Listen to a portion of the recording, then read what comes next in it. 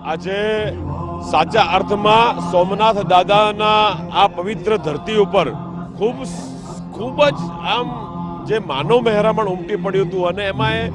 આક્રાંતાઓએ કરેલા આક્રમણને જે 1000 વર્ષ પૂરા થયા અને જોડે જોડે સોમનાથ દાદાની સ્થાપનાને પણ જીર્ણોદ્ધારને પણ 75 વર્ષ પૂરા થયા તે નિમિત્તે આપણા દેશના વડાપ્રધાન સોમનાથ દાદાની ધરતી પર પધાર્યા હતા। શરૂઆતમાં એમણે એક ભવ્ય રોડ શો કર્યો, જોડે સોમનાથ દાદાના દર્શન કરીને જે સતત 72 કલાકથી જે ઓમકાર ધ્વનિ થતો હતો એ ઓમકાર ધ્વનિમાં પણ એ પોતે સહભાગી થયા અને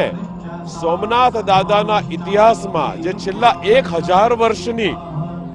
જે આખે 1000 વર્ષનો જે ઇતિહાસ ડ્રોન સ્વરૂપે જે ગગનની અંદર દેખાયો અને અહીંયા હજારો લાખો શ્રદ્ધાળુઓએ પણ એ